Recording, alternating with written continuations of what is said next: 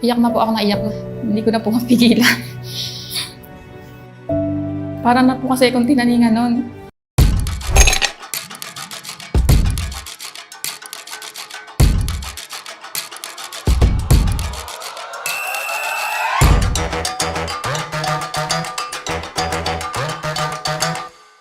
Ako si Jeneline Eugenio Perpuse, 33 years old, taga San Vicente, Nueva Ecija. Last October 2022, ako po ay nagkaroon ng mga manas. Akala ko po tumataba lang po ako noon. Nung napansin ko po palaki po ng palaki yung mga manas ko sa paa. Tuwing iihi po ako. As in, puno po talaga yung bowl namin ng bula. Parang beer po siya na may yellow. Meron na raw po siyang kasamang konting dugo. Mahilig po kasi ako nun sa mga soft drinks, noodles, tsaka mataas po yung pantimpla ko sa maaalat. Nagpa-check up na po ako nang dahil yung tiyan ko po is lumaki na. Pagpasok ko po ng ospital, sabi po ng doktor sa akin, "Ma'am, CS ka?" Sabi ko, "Dok, hindi po ako buntis. Gusto ko lang pong malaman bakit lumalaki po yung tiyan ko." Ang nakita po sa laboratory ko, Proteinuria positive 4 and glomerulonephritis.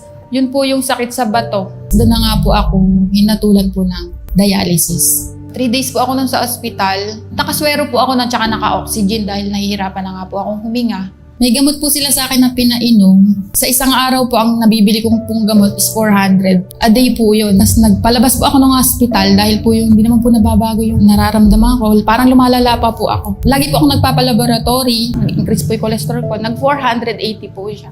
Yung triglyceride ko po nag-1,150. Nag-second opinion po ako. Ganun po rin po yung sabi. Ang lunas ko lang daw po dialysis. Nasa stage 4 na po ako. Yun po yung request sa akin ng Dr. Asap. Iyak na po ako na iyak. Hindi ko na po mapigilan. Dahil po pagka-dialysis po kasi, parang na po kasi akong tinaningan nun. Nagpipray po ako nun. Yung tatay ko po kasi iyak na sa akin. Dahil nagkaroon na po ng komplikasyon yung heart ko. Bubutasan daw po ako sa tiyan, lalagyan daw po ako ng tubo. Para i-drain daw po yung mga tubig na nasa katawan ko. Para daw po hindi na umakyat sa baga. Hindi ko po pinagawa yung mga hinatol po ng doktor. Pumirma po ako sa waiver para makalabas ng hospital. Tapos yun po, nag-research po ako hanggang nakita ko po yung meron pong case na katulad po ng sa akin. Proteinuria po siya. Lagi pong nag-a-appear sa Facebook ko yung mga barley. Tapos nag-search po ako about po doon. Ang lumabas po doon is Salbeo barley grass. Bakit ka ako hindi ko to subukan?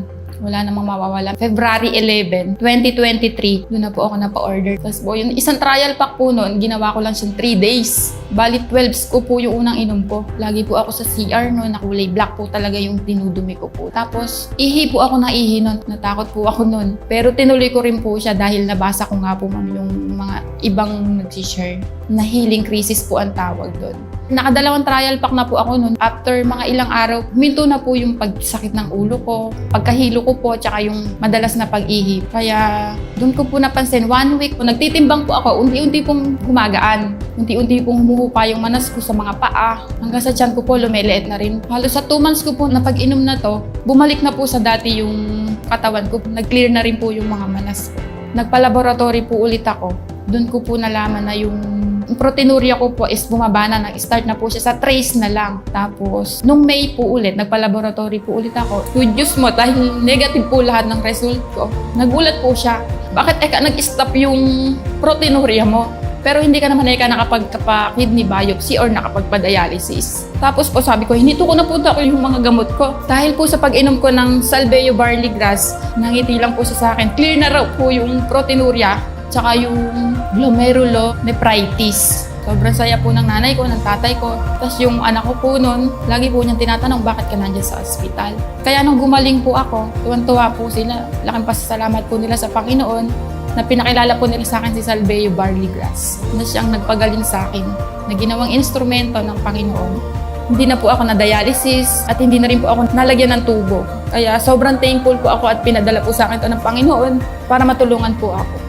Ako si Jeneline Eugenio Perpuse at ito ang aking kwentong Salbeo.